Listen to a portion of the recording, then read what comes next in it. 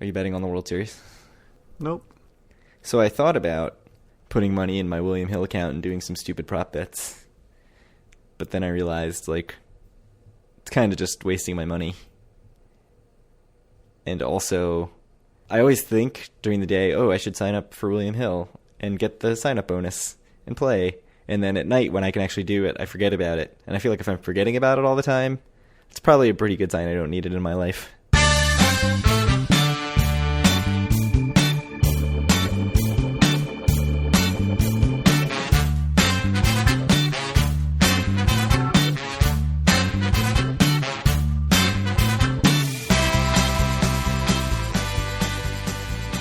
Howdy, it's Tuesday, October 23rd, 2018, and this is episode 84 of Due for a Win, the Atlantic City and Casino Biz podcast. I'm Kyle Askin, joined, as always, by Craig Stone. What's good, Craig?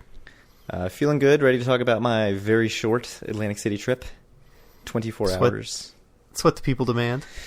Yeah, you take whatever time you can get in Atlantic City, although 24 hours feels very fast. You were definitely hitting up my Instagram feed while you were there, so... Yeah, I said I wasn't going to be very active on the Twitter, but I was all over it. Alas... Did you tweet a lot? I didn't see too many tweets, but I definitely saw a lot of Instagram. Yeah, definitely more Instagram than Twitter. Our Instagram was feeling very sad, so I decided... But I believe that this is the first time you have ever been in Atlantic City and not either posted a picture on Instagram or texted me a picture of the sperm chandelier. Oh yeah, I wasn't even in Caesars at any point. I didn't even have a chance to see it. Your favorite thing about Atlantic City? Can't believe I didn't see the brilliant sperm chandelier above the escalator going down to the main casino floor in Caesars. That's right. While you're walking out of dusk right by the sperm chandelier. Be right back. I have to go Google image search. Wait, maybe I shouldn't. Sperm chandelier? Maybe I shouldn't. Yeah, that'll be fun. Google image search that right now. That seems like a bad idea. So what's the significance of 1984? So I did a little bit of research today and found that the late, great, well, at least late, Trump Plaza opened on May 26th, 1984. So what's your greatest Trump Plaza memory, Craig? Going to the bathroom and getting the Starbucks. Yeah, that's it, right? So one thing I did like about the Trump Plaza is that they had the earliest bus from Port Authority when I started going. So I could go get a bus at like 7 in the morning or something dumb and just like sleep on the bus the entire way there. And that was good.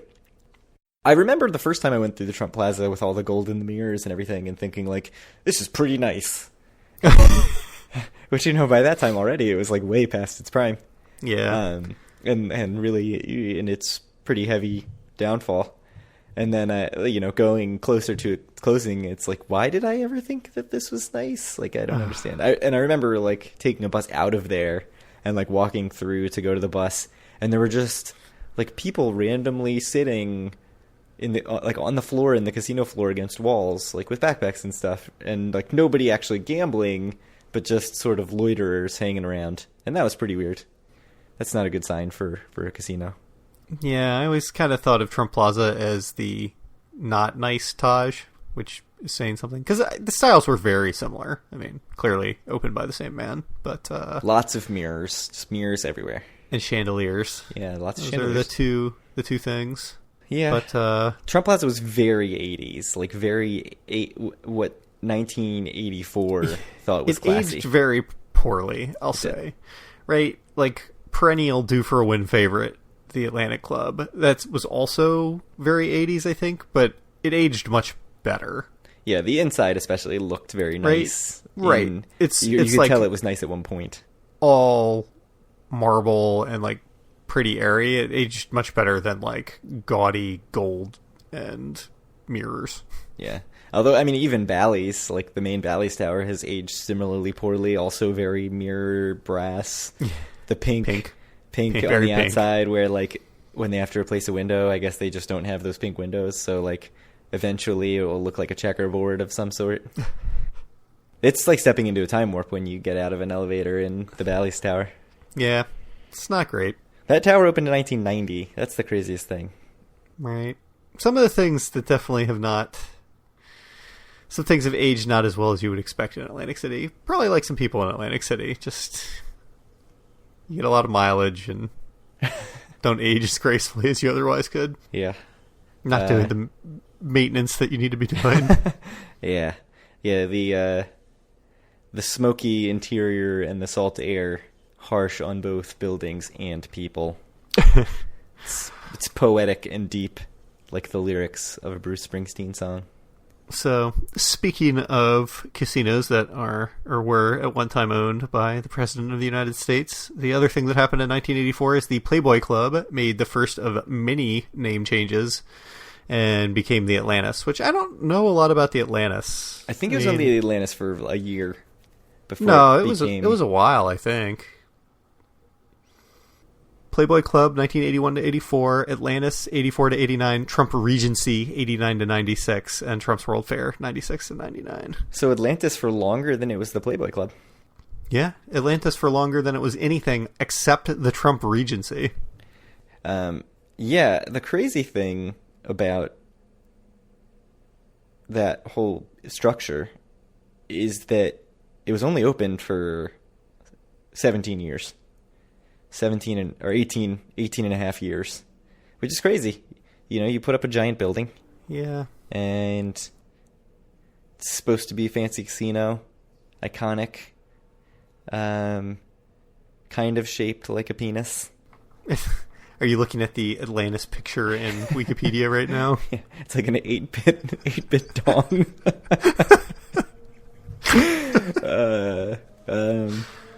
It's not an inaccurate description. It even looks like pixels. It really does. Yeah, go to the Trump World's Fair Wikipedia page if you're wondering what the hell we're talking about. I've always sort of thought that about that building, like that it's ironic that it was the Playboy Club because it's sort of shaped in that fashion. That is not an attractive building, though. Yeah. It's like an even uglier Bally's Tower, somehow. Yeah. I probably should not name the episode 8-bit dong. That's not going to get the listenership that we're hoping for. It might. Yeah, maybe. I guess, we're not really reaching out to all audiences as we could. Yeah, so... I don't know. How do you segue out of that? Speaking of 8-bit dongs, there's just nowhere to go from there. No, that's it. We probably should just shut it down. Yeah. Speaking of struggling properties in Atlantic City that might someday be closed, Caesars has several properties, one of which is Bally's that's not doing well. Nailed it. It's perfect. So there's an update on the Caesars Golden Nugget attempted merger where Tillman Fertitta, the owner of Golden Nugget, offered what was reported as $13 a share. CNBC reported $13 a share, which is more than 20% premium on the share price, the current share price, which had gone up to $10.40 on the news of this potential merger. It is now back down to $9.03 because the New York Post has reported that Caesars is going to reject that offer and really never had any interest in it, wouldn't have entertained it. So kind of interesting. One of the quotes from this New York Post article that I'll link to say, some sources close to Caesars believe that word of Fertitta's offer got leaked by hedge funds like Canyon Partners, which owns a 10% stake in Caesars, and HV Vora Capital, blah, blah, blah, which owns a 4.9% stake in Caesars. So basically, it seems like people at Caesars think that this was intentionally leaked to kind of put some pressure on the Caesars management to make a deal. The other rumor that New York Post article mentioned is that Caesars is trying to purchase the Jack casino properties. And it seems like there may be some interest in scuttling that deal from certain investors. So it seems like things are going real well at Caesars. One guy in the Facebook group did say that Caesars would have been crazy to accept it because of how undervalued their stock was, which I thought was an interesting take. Yeah, I mean, it does seem like it would be selling very low, but it does it? I mean, you're selling at the low point of a value for the casino, but how much at some point, you take the money you can get, right? Yeah. I mean, look, I don't think the efficient markets hypothesis is the end all be all. I mean, I don't think it's 100% accurate, but it's certainly accurate enough that when someone's offering you a 40% premium or something like that, that you should be strongly considering taking it. I mean, I don't think you can say that anyone's stock is that undervalued. Yeah, and I mean, you certainly see some acquisitions where it goes way, way over, but I don't know why Caesars would expect to get more than that. I mean, they have a lot of debt, and I think that hampers what they can really do in terms of, you know, development and stuff. Although here they are trying to purchase another company, but yeah, I don't really see what the road is for them that looks better than this, right? Unless it's just so long-term focused, which seems strange. I mean, one thing that New York Post article mentioned is that, you know, getting purchased and into private was like sort of what started them getting into this mess in the first place. Yeah, it did. They went private at the exact top of the market in 2006, 2007. So, right. But this does not seem like that. I mean, this would be bringing it. It would be keeping it public. So I don't really understand that comparison. No. So I mean, you could just speculate. I mean, maybe they're speculating this is like the bottom of the casino market, but I do not believe that is the case at all. So no, I agree. Especially, I mean, Vegas visitation's down, and that's really where most of their value is, I think. So the competitive landscape for casinos is only getting kind of harder and harder with more casinos opening, with more online gambling options that they may or may not have a stake in. So yeah, and especially when they're really domestic focused, you know, they've got like a casino in Canada, but you know, other casino companies have really gone international in a way that Caesars just missed the boat on. So, well, so that was like the big thing that they weren't public at the time, but if they were public in, let's say, the 2010 to 2015 era, when you had stocks like MGM and Sands exploding simply because of their exposure to Macau, I mean, that's kind of all gone away now because I think Macau is another market that is not doing especially well compared to how it was doing a few years ago. Yeah.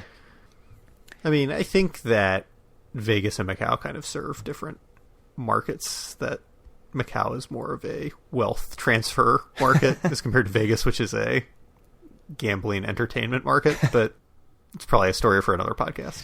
Yeah, I don't have any knowledge to get into that. You can you can bring somebody else in to talk about the shady dealings of Macau. Yeah, we could talk about that sometime. But, yeah, I don't know. I mean, we'll see what happens. If I were a Caesar stockholder, which, as I said last episode, I would not be a Caesar stockholder, I would be incredibly annoyed that they don't seem to be taking this offer seriously when it seems like a very good offer for them. But we'll see what happens. Yeah. So, another piece of news just came out today. Tony Rodio, the former president of Tropicana, who by all accounts did a good job at Tropicana, given that they're kind of the big winner in the Atlantic City market and have been for the past several years, was hired by Affinity Gaming, who have 11 casinos. I don't think I've heard of any of them. Yeah, they're all in like Prim. They have a couple in Colorado. Silver Sevens in Vegas, I think, is their one Vegas property, but you know, we've never been there, so. Yeah, is that downtown or is that off strip? I think it's just off strip, not downtown, just off, you know, somewhere. Yeah, I've never heard of it. So yeah, he is now the CEO there at Affinity Gaming, and best of luck to him. Like I said, he's certainly seemed to do a good job at Tropicana. It's been a big success story in Atlantic City. So I don't know. Any thoughts?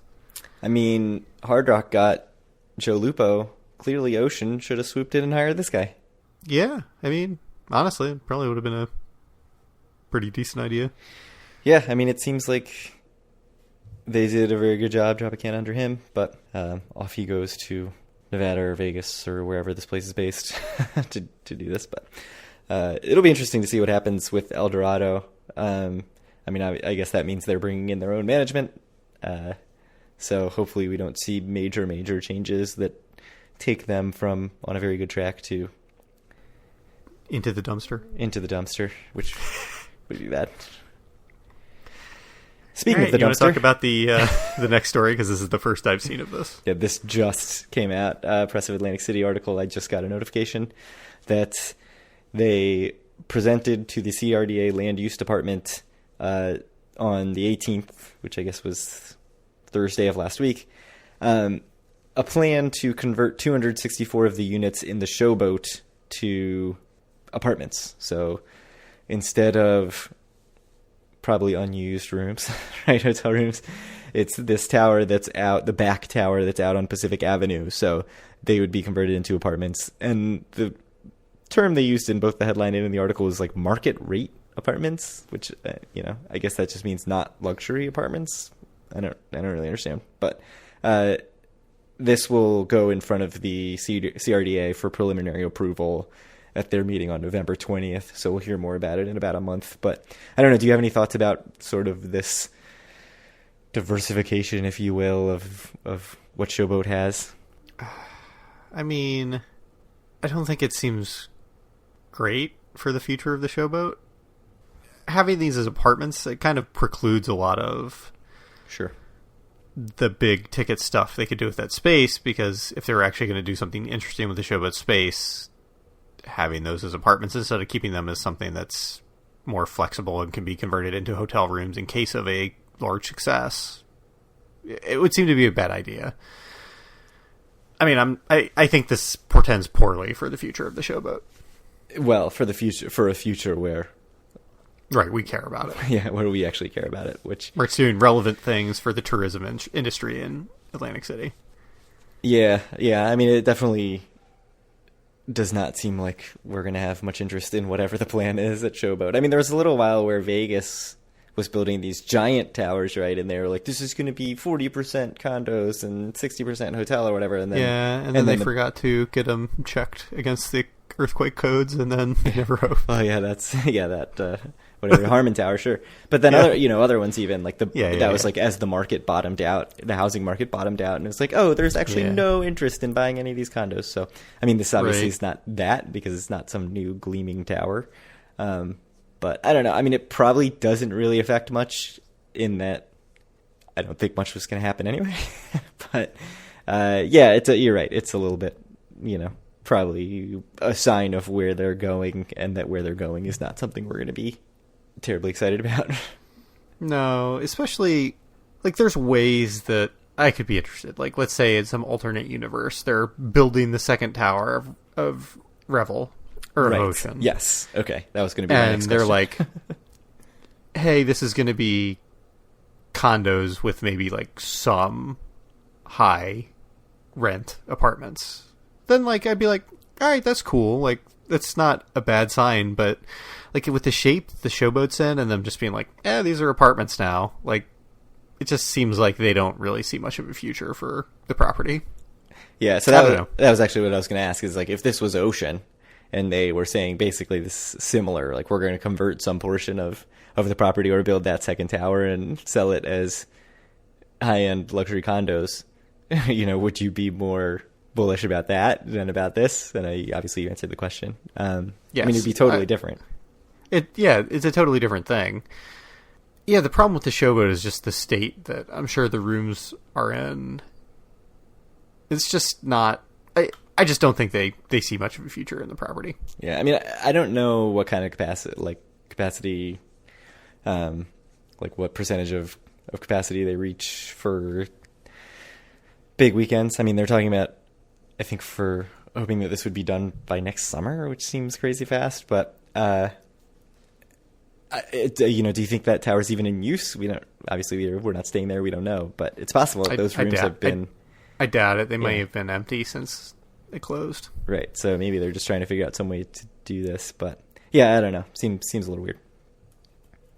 Should we get into my trip report for my glorious trip? So talk us through your trip. I haven't heard too much of it, other than the one note I got via text message, which you said you got an update on today. So I'm looking forward to that. But walk us through it. So we got there on Saturday right around noon.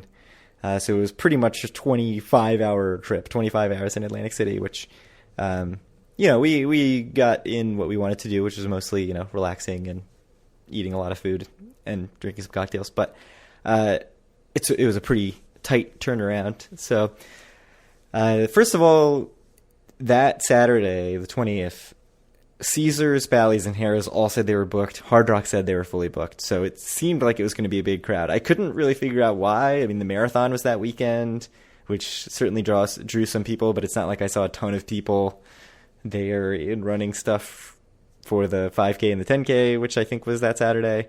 The marathon was on Sunday.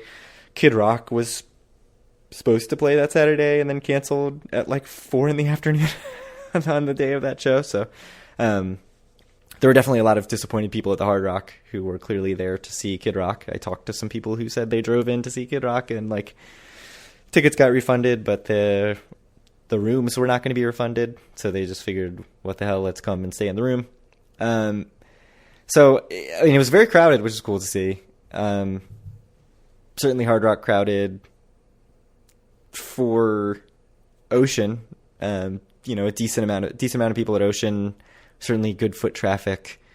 The sportsbook was packed, which I'll talk a little bit more about the sportsbook later. But so we stayed at the Hard Rock. The room was basically the same room that I was in, that we podcasted from in the South Tower. Very similar, a little bit lower floor, but facing the other direction, so the view was a little better. It wasn't like straight at the North Tower. We could actually see, it was out looking at resorts, but that's further away, and you could see more ocean and stuff, so that was cool. So still a huge fan of the rooms. I looked sort of into some of the music stuff that they do in the rooms. Like you can get a record player and 10 records delivered to your room and that kind of stuff. We didn't end up doing that just because we didn't want to sit around the room. But like all those little Hard Rock touches, if you look into some of that stuff before you go on a trip, there might be some little things that are interesting that you would never think about, like getting a guitar brought to your room and stuff like that. So I thought that was kind of cool, even though I didn't take them up on that. Service was great. We went for lunch at the Legends Lounge because I had status match like vouchers for either the buffet or the Legends Lounge, which overlooks the guitar chandelier. It's a really nice lounge, good cocktails, pretty good food spread. I would say it's a little better than what's at Caesars, at the Caesars Diamond Lounge. So that was a good way to start the trip, kind of relax, get a cocktail, eat some free food. Probably overate considering that we were going to have a big dinner later, but I don't know. Like I hope that I am able to take advantage of the lounge again. I'm not exactly sure what the comp dollars situation is for if I want to go again. I think it's 10 comp dollars like everywhere else, but I can't remember if that's 10 for you and a guest total or if it is 10 per person like it is at Caesars. So I'm not prepared. I should have looked that up, but I don't know if that's something that I'll do again before my rock royalty runs out. So what's your comp situation like? Do you have enough if it's 20 to go back? I think I have 19. Yeah. So I went into the trip with 13. So I did not gamble very much. Yeah. Tell you, yeah. So it's not too much. Hopefully this is not the last comp I ever get at Hard Rock because just sort of, you and I both, I think, were really high on the property after our last trip.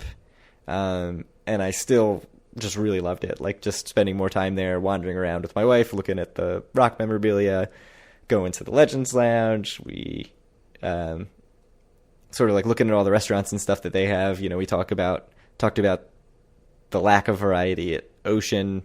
And it's weird because if you go on Hard Rock's website, I would have thought I had a similar complaint, which is that there's like Kuro and Song and Yu Yu that are all Asian inspired. And then there's Council and Oakfish and Robert's Steakhouse, which, one steak and one seafood, but sort of vibe I would think would be generally similar, although I don't think that's actually really true.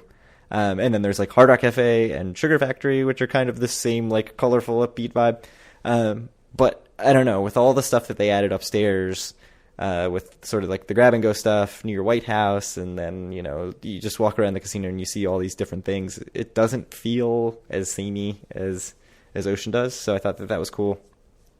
One really nice thing is that one of my big complaints about Hard Rock when we first went is that there was very little video poker. There was the video poker bars at the Hard Rock Center bar and at the lobby bar, and then there was just, I think, like one bank of machines or maybe two banks of machines in the smoking section. And I think that they've added maybe 50% more in the smoking section and then added a ton more in non-smoking. And they're like older machines. I'm like 99% sure we're not there the last time I stayed there in August. So spent a decent amount of time playing video poker, both at the center bar and at those non-smoking machines, so that was cool. Did not play. They're all 8-5. Jacks are better. So it's, they're not great machines, but they're not like horrible. I know people who really play jacks are better would say, don't waste your time with that when you can go to some place like Borgata or even Caesars or Bally's and play full pay. But 8-5's not horrible. No, it's really it's not 7-5 or 6-5. Yeah, and so I spent a lot of time at the center bar at the Hard Rock Cafe, which overlooks, or not really overlooks, but you can see the stage at Hard Rock. And so there's somebody, a singer, sort of like loungy cover singer, who's pretty cool, singing there when I was playing video poker for maybe an hour and a half at night after my wife went to bed. So I just kind of sat down there, put $100 in, got some free cocktails, slow played some video poker, hit a couple 4-of-a-kinds, and ended up getting, I think, like 3 cocktails and winning $60 and getting to hear some good music for like an hour. So that was a really good way to spend an evening. Tried to go play at the Asia Room a couple times, and both the Paigo Tiles tables were crowded but not fully packed, but I was a little, leery. That's too much for you. Yeah, like going in and sitting with a bunch of people who really know what they're doing, and I'm like, asking what to do over here. So I got you. Didn't do that. The Paigo poker tables, the $20 tables were jam packed. They're $40 tables open, but I didn't really feel like doing that at that point. So, and then I went out and watched some people play craps, and I saw somebody have a really hot roll, and I was like waiting to buy in, and then she finished, and I was like, let's see if this next person, if this just goes like ice cold. And then it was just like 7 outs all the way around the table. And then the table just completely emptied out. It was like dead empty. And I was like, I don't really want to stand here and play alone. Oh, that's my favorite. I love playing craps by myself. Too fast for me. I don't like it. It's so fast. It's so amazing. So there was, earlier in the night at like 7, no, even later, 9 maybe, there was $10 craps. But then later at like 11:30, it was all 15 and up. Yeah, that sounds right. Yeah, so like 10, not bad. 15 though, I was fine with 15 when I played it last time I was there. Like I just sort of played 15, 20, 25, depending on what the point was. Like 15 on the line, on the pass line, and then backed it up with 15, 20, or 25, depending on what the number was. Well, that's what you do even if it's 10 too, right? Right. Yeah. So 15, it really doesn't. 20, 25. It just adds like $5 to the line for me. It doesn't really change how I bet. Yep. So. I had a mystery free play that was minimum $25, so I swiped, hit the button, and it was like, here's $25. It's like, okay, yeah, that's got the minimum. Lost that very fast on some crappy slot machine with a bunch of bonus games where I only got like one of the bonus games. I think that's pretty much it for my gambling. It was all machine gambling, no tables, but it was fun. Didn't earn many comp dollars, and I'm a little worried that Hard Rock's going to be like, hey, man, you got this Rock Royalty card. That's it for you. No more punitive rates. Yeah, but so, I mean, my one feeling about that, and I sort of wavered on like, oh, should I stay up later and play more? But, I ended up only down $20 gambling for the trip. The room was free, so I spent like 20 whatever in the resort fee. Like I said, lost $20 gambling. I think I spent like $25 total in tips. Ended up spending maybe $100 on food the entire trip.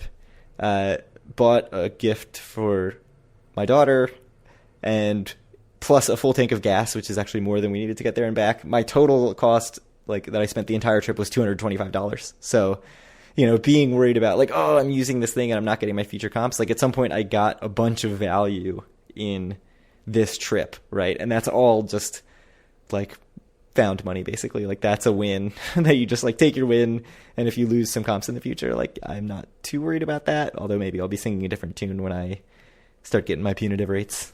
Yeah, no, I agree 100%. I mean, sometimes you just need to cash them out. And right, like I mean, I understand, you can just maintain it, right? Like go play and maintain your comps, but I had that first day play where I really tried to play a little bit more.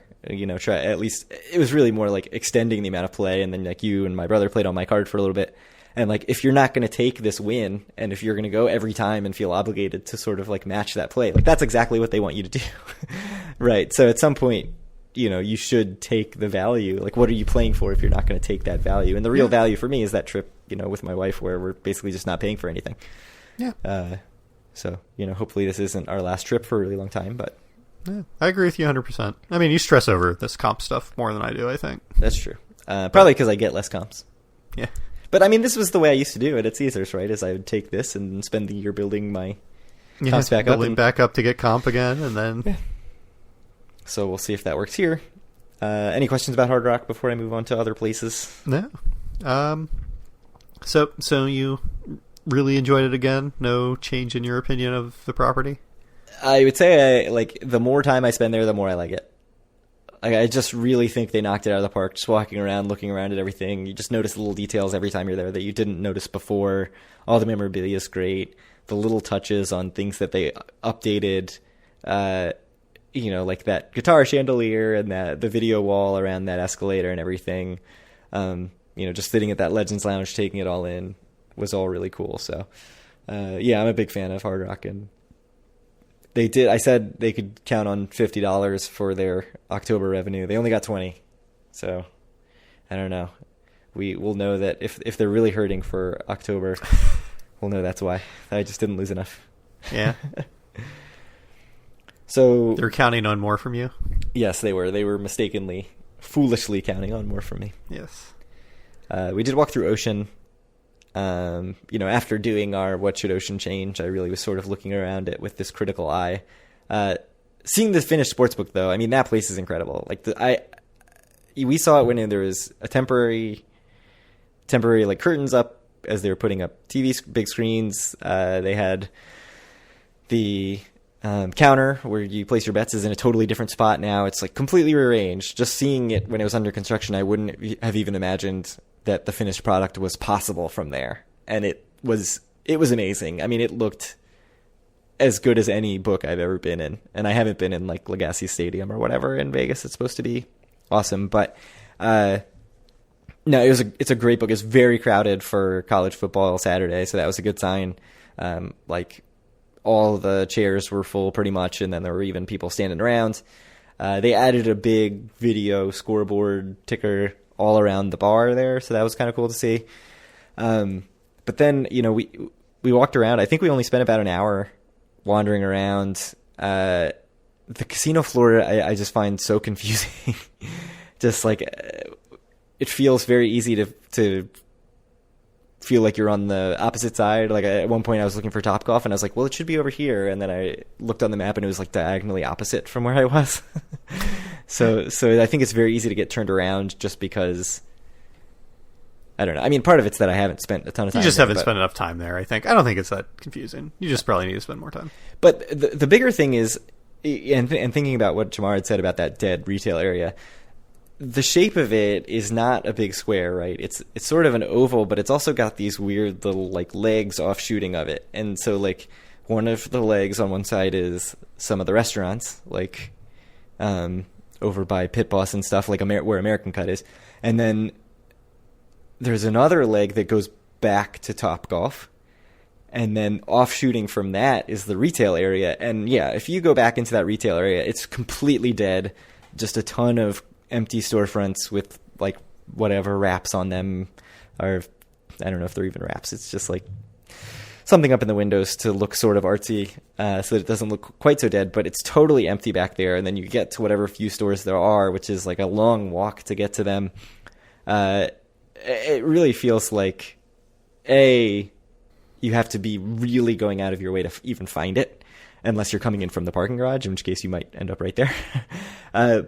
But also, just the sheer amount of empty space. They need to do something to get a bunch of signage to say, hey, if you want to go to the shopping, this is where it is. But also put up some temporary walls or something to shrink that space until you've got more stuff ready to put in there, because it feels so empty. I don't even know how you make it feel less separated from everything than it is, because it feels really, really separate. Part of it, I mean, they do have sort of the closest stuff to Topgolf right now is walled off. That's coming soon. I think that's where the big Starbucks is going to be. But then if you walk past that, like all the actual shops now are like way, way deep in there. So I'm assuming there's another way to get there faster. But if you're going that way, you're just wandering through there like, where is this going to take me? Like I'm going deeper into this empty space. So that was really weird. So definitely saw some things that I felt like they could change. But on the positive side, you know, thinking about the sort of dark casino cavernous thing, as I was coming up the escalator and coming off into the casino floor, I was thinking like, yeah, it's dark, but it's gorgeous. Like, I love that casino floor and all the decorations and stuff and what they've done. And I really feel like if that casino floor was in Vegas, people would say, like, this is one of the nicest looking casino floors in Vegas. Yeah, I mean, it's a nice casino floor. Like I said, like I say every time, it reminds me very much of Aria, which I also think is one of the nicest casino floors in Vegas. So yeah. I went and looked at Serial Town, which is up off the lobby level. It looks like it's getting very close. They have like a big sign up with instructions for like how to get your cereal, which is sort of like, yeah, this is not rocket science. Get a bowl, get put it under one of the plastic cereal dispensers. Yeah. It's literally says like, you know, it acts like the like frozen yogurt thing. It's like, get a bowl, pick a cereal, get a milk, add some toppings, and it's like, so make yourself a bowl of cereal. Something that everyone has been doing since they were 5 years old. Anyways. Any Prince of Monaco cereal? I didn't see any of that, no. They have like double the amount of cylinders, though, now. So that's exciting. Yeah, I saw our friend commented that on your picture, and it made me laugh. It looks close. It looks like it's getting close, but I don't really understand why it's taking so long. Like, it's a small space.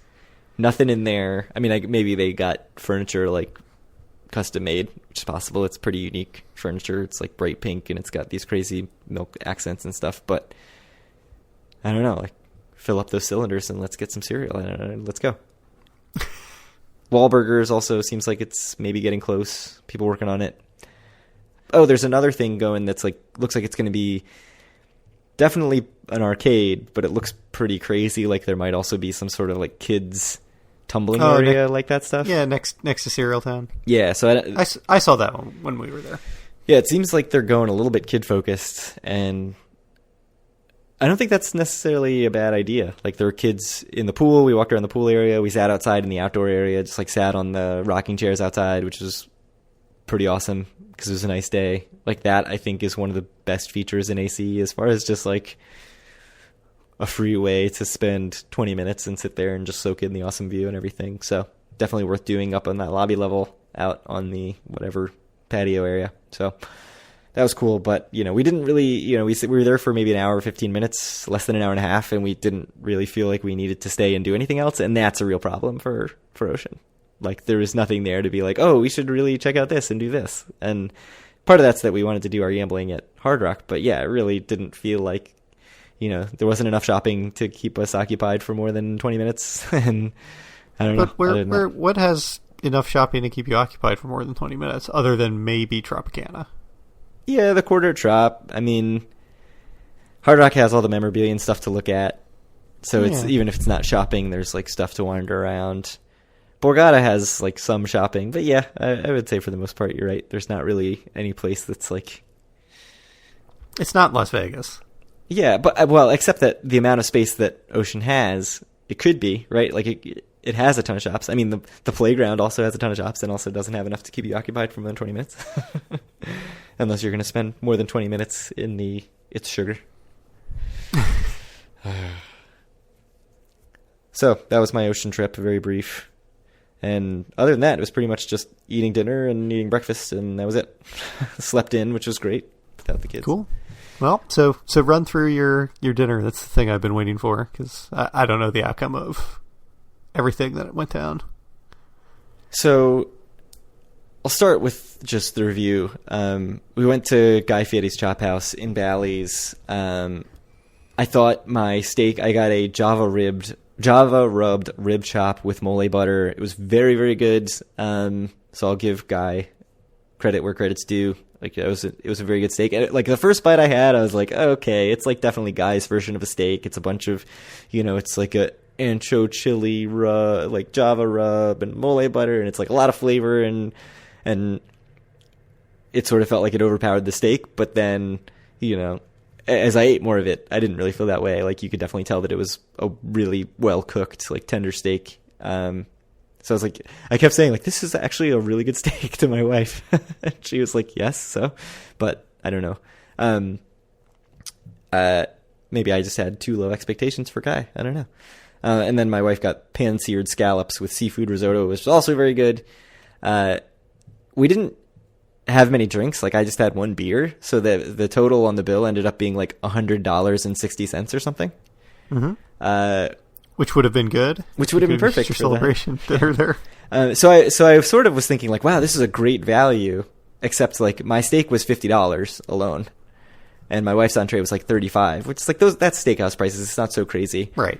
But if you add several cocktails or a bottle of wine, it goes from me thinking like $100 for the whole meal, it's a great value, to like $200, not feeling like such a great value, like $170 or something.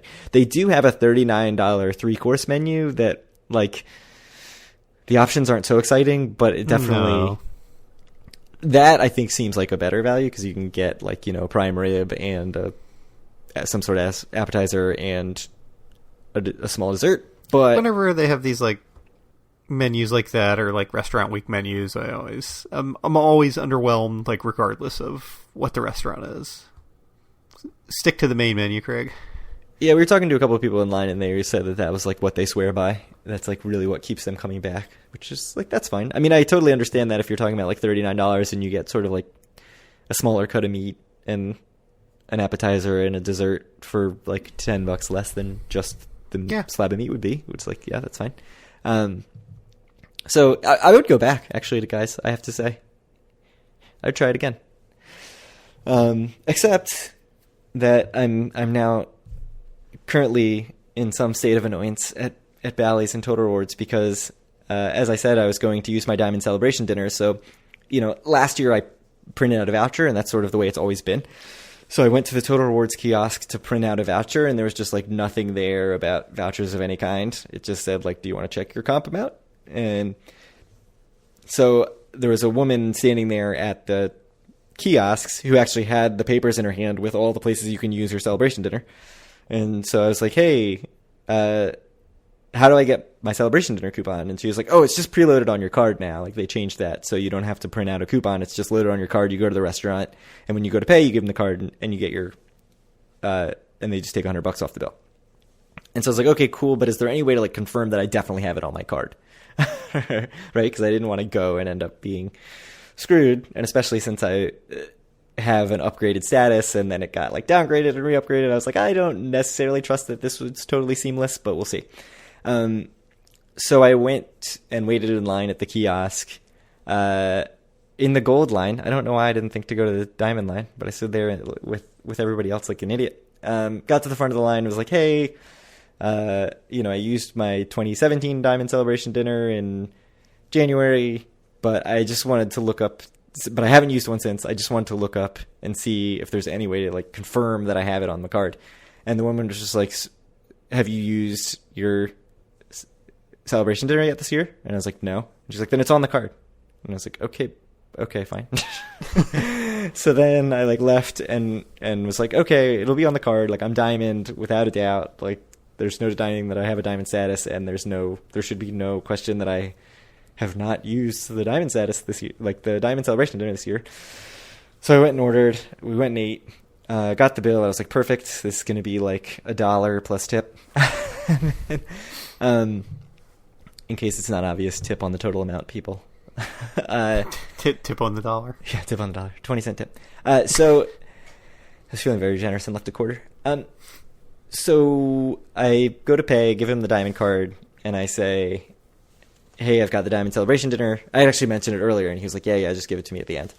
And he goes, and he comes back like 2 minutes later, and is like, yeah, I can't find a celebration dinner coupon on here. I need to go find a manager. And then he goes, and he comes back like another 5 minutes later, and it's like, yeah, there's no voucher on here for Diamond Celebration dinner. And it's just like, oh god. So in that interim, I was like, okay, like I sort of, what's the plan here? Like, I'll just use my $60 whatever in rewards credits and pay the balance, which is like, I mean, it makes the meal like $50 after tip, which is fine. Like it's still cheap. it's probably still a fine use of my rewards credits, so I wasn't like so annoyed about doing that rather than like I wasn't like, oh, I never would have come here if not for if I had known that I didn't have a coupon. Although I probably would have just eaten somewhere at Hard Rock or Ocean. Of course, the more I think about it, the more annoyed I get about the fact that I didn't have it. So of course, Monday I emailed Total Rewards, just filled out their form, explaining the whole situation, explaining like going up and getting told it's on the card, asking again, getting told it's on the card, going and giving it to the person at the restaurant and getting told it's not on the card. And so I just said, like, I was totally polite in my email, just said, hey, I know I used my 2017 celebration dinner in January of 2018, but like you can't even get the 2018 voucher until February 1st. So I know I didn't use the 2018 voucher. Is there some reason I don't have a 2018 Diamond voucher?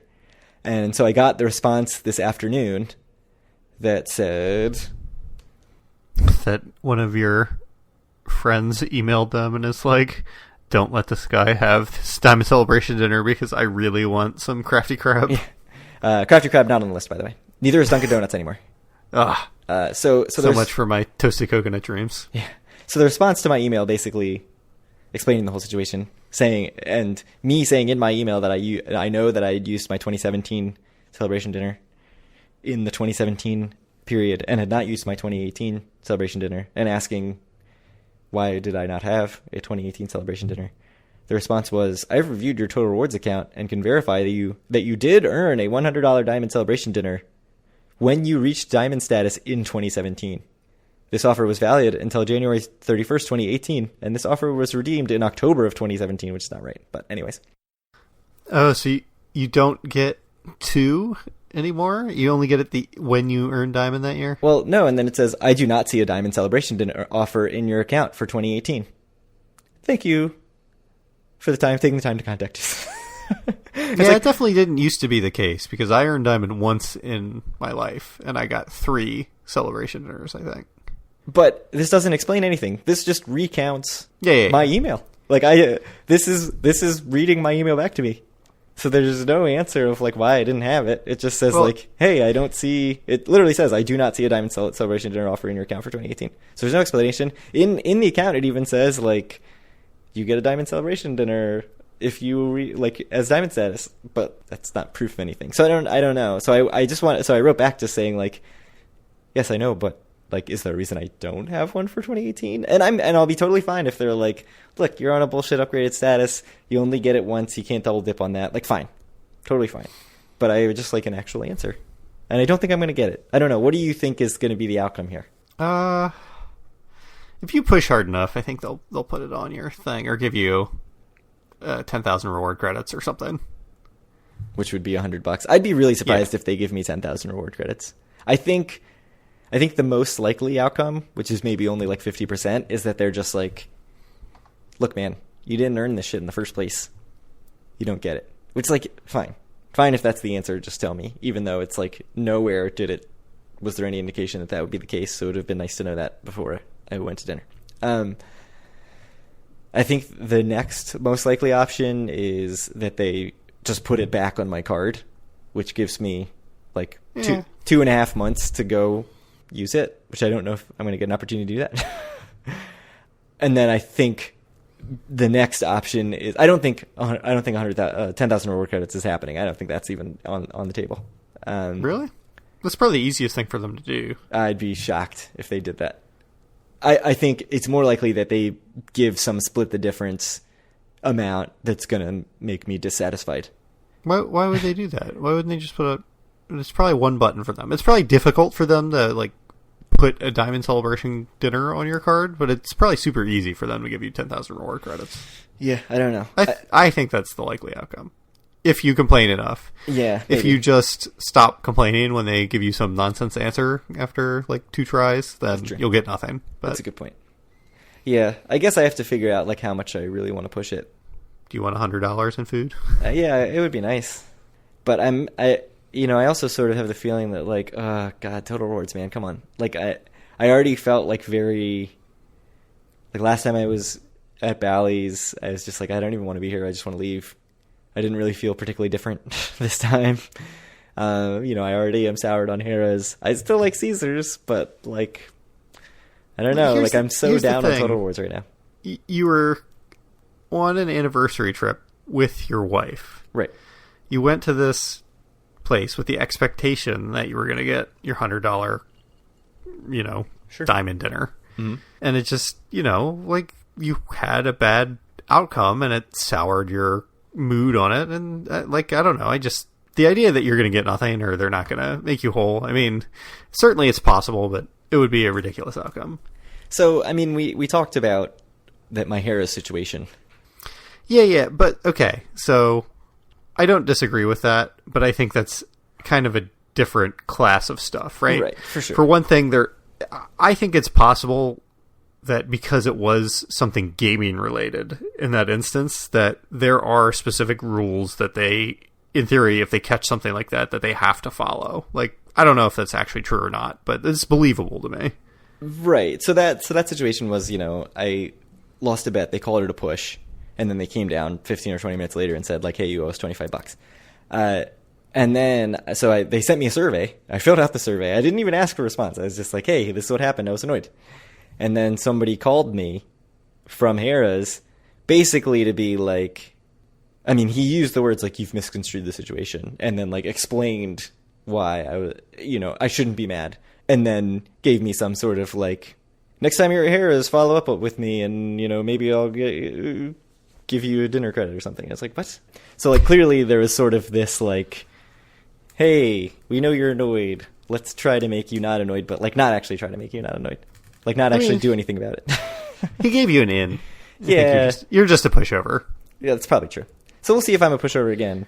You refuse to have the necessary confrontation with the people to get what you rightfully deserve.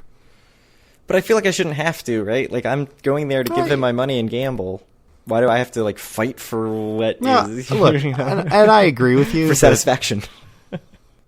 Sometimes that's not how the world works. Sure. So, I mean, and I don't know what the outcome of this situation is going to be. Because I think that this email is totally just, like, I didn't read your email all the way through. Checked your account. This is what I see in your account. And that happens all the time. Like, I work in tech support in some form. And, like, I've done that to people. I've had that happen to me by the tech support people that I work with all the time. So I'm not going to say, like, I'm not going to write this off as, like, another terrible customer service experience. But I'm, like, very leery that that's where it's going. So this will be an ongoing saga, and I'll keep everybody updated. I'm sure everyone's clinging to the other. I'm interested to see what's going to happen. And I will be personally disappointed in you if you do not get either your Diamond Celebration dinner or at least 10,000 reward credits. So my question is, if they give me the Diamond Celebration dinner again on the card, should I push back? Because, like, hey, this was when I was going to use it. Like, this was the trip to use the Diamond Celebration dinner. I mean, like, 10,000 reward credits is a strictly better reward. Oh, absolutely. Right? That's what I would push for. Yeah. Yeah. Because that doesn't expire, or it expires, but it's like, whatever. You'll have at least, 6 more months to use it? Is it every 6 months that reward credits expire? Yeah. I mean, the other thing is, like, just put a system in place where you can check, man. Like, this shouldn't be hard.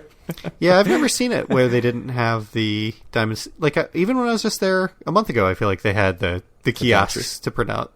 Well, it's not the normal system where you can look at comps. It's on the other side with the whatever. The promotional ones, yeah. The promotions, yes. Yeah. That's the word I was looking for. Yeah, no, there's not. That woman was standing at the promotional side with those papers, and I swiped my card, and I, like, looked for whatever, and it was like... And you know that each kiosk is something different, yeah, and they're all labeled? Okay. Yeah, so then... So none of them said, like, celebration dinner or anything. One of them said, like, dining offers, but it was, like, specific October dining offers. And then I asked her, and she was like, here's the paper that says where all you can use them. It's on your card. I was like, okay. And I was very skeptical. I was right to be skeptical. Yeah. Part of me, my pushover nature, thinks the fact that I was skeptical means that I was probably wrong to assume that I would get it. Or not assume that, because I didn't assume that I'd get it. Looking for a reason to give up? Oh, yeah. That's pretty much, put that on my whatever. Your gravestone. Looked for a reason to give up. He finally found his reason to give up. Found it. Craig Stone. Yeah. Feels very appropriate with Red Dead Redemption coming out on Friday. And this podcast has taken a turn. Yeah, sad. So we had another thing on the. Are you not done with your trip yet? Oh, well, we went to Breadsticks at resorts. Food very good, surprisingly, for breakfast at resorts. Good option for all day breakfast, which was good because we got breakfast like 12:15. The service was very hit or miss, and resorts has sort of an interesting clientele, I'd say. Like, we saw some weird stuff there. I like resorts. I mean, there was a guy like walking. Like, there's a lot of octogenarians at resorts. Yeah, so that's part of it. Another part of it is we saw a guy like walking through the retail area, like coughing and just like a big glob of spit like hanging down his chin, like a huge loogie, and just he was just like totally nonplussed by it. It was just like walking with it, like so that was disgusting. On your way to eat food. And I was like, this kind of stuff, like, this is pretty much like resorts and valleys, like the only place you can see this in AC. I mean, maybe like Tropicana West Tower. That's where they all come from. That's where they live. But soon they're going to move to the Showboat. Yeah, so that's my trip. That's way more words probably than... I feel like I just spoke for like... It was about 40 minutes. 2 minutes of every hour that I was in Atlantic City. Yeah. And there was sleeping in there, too. Oh, no donut crumbs. No donut crumbs. Just for Craig, I'm so disappointed. I got a Snickers bar at 2 in the morning instead. That's pretty good. But you should have gotten the Snickers ice cream bar. That would have been... I would have approved of that fully. So I didn't realize that the gelato place at Hard Rock is open 24 hours. Upstairs. If I would have known that, I would have gone upstairs and gotten gelato at 2 in the morning. But I didn't realize that until the next day. I could not have You could have gotten gelato the next day. I could have, but we went to resorts for breakfast. So. Yeah, I went there with my family and got my son a cake pop because he is obsessed with cake pops. Nice. Yeah. There are a lot of pastry places in that walk. There's a lot of food options on that second floor in Hard Rock, for sure. Yeah, which feels much less empty than it did when it was the Taj. Yes. Just in general, not just the second floor. So I think... I think quickly, do we know when we're going to Atlantic City yet, Craig? I'm feeling pessimistic. Oh, going at all? Yeah. We'll see. My mother-in-law, after the trip, was like, maybe by your next birthday, we'd be up for doing this again. Well. And then she thought about it quickly and was like, maybe the one after that. Luckily... But it is your wife that would need to watch your children, right. Not your mother-in-law. Yeah, but there was sort of even that was like briefly discussed, and it was like, yeah, it's a lot of work, man. So I don't know. We'll see. All right. Well, but like the comps, also, you know, if you're going to use up your one babysitting for 2 years, you just got to use it. You can't like be like, well, we'll just go, you know, for a day somewhere, like, and it'll just be a day trip. No, you just got to use it up. If you're gonna burn it anyway, you might as well go out in a blaze of glory. Think about it, Craig. Should have done 2 nights. Yeah, you should have. 100%. Me and my wife used up all of our babysitting on our 5-night trip that we just did. Ah, man. So 5 nights. 4 nights actually, but it was good. 5 days. Yeah. So think about it, Craig. We could do a marina trip. You could use your Diamond Celebration dinner on me at Veracruz. That could be great. That's true, yeah. We haven't been. Yeah. That'd be nice. You could stay at Harrods. I would stay at Borgata, even though it would be quite expensive for me. I'm not staying at Harrods. Oh. That's not a marina trip, then. Where would you stay? I'd pay to stay at Borg before I stay at Harrods. Okay. Off-peak? It's not like sure. you. I mean, it's still, if we go on the weekend, it's going to be... That's true. Multiple hundreds of dollars. Yeah, that's a good point. I'll figure something out. I'm not staying at Harris. I bet you could get waterfront if you put my name on the room. Yeah. I say that, and I act all principled like I'm taking a stand. But you're right. You will absolutely be at Harris if that's what we do. If comp is there and available, especially with the diamond card and no resort fees, probably taking it. All right. We'll talk more. Could be a nice trip. Yeah. Yeah, I agree, though. Marina trip. Yeah. It's the way to go. All right. Except we only have 2 months left.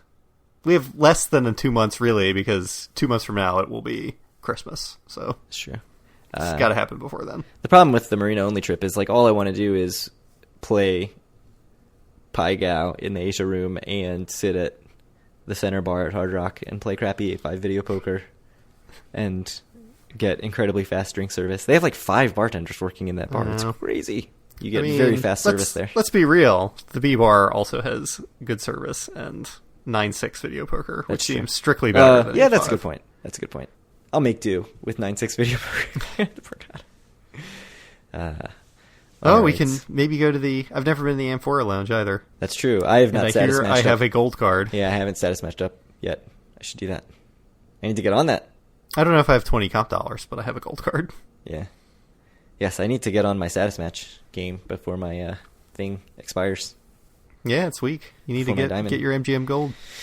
Yeah, it expires in January, my diamond status, so I'm running out of time. All right. Well, any last words before I close this up? Just that I'm looking for a reason to give up. He finally found his reason. Yeah. Craig Stone. Oh, boy. All right, so if you want to join us or any of our other listeners on our Facebook group, you can do so at facebook.com/group/doforawin. You can find all of our amazing content at doforawin.com. Find our podcast on iTunes, Stitcher, Google Play, TuneIn Radio. Reach out to Craig at doforawin on Twitter or me at Kyle Askin, or send questions to doforawin@gmail.com. Yep. He found his reason. We'll talk to you all in a few weeks.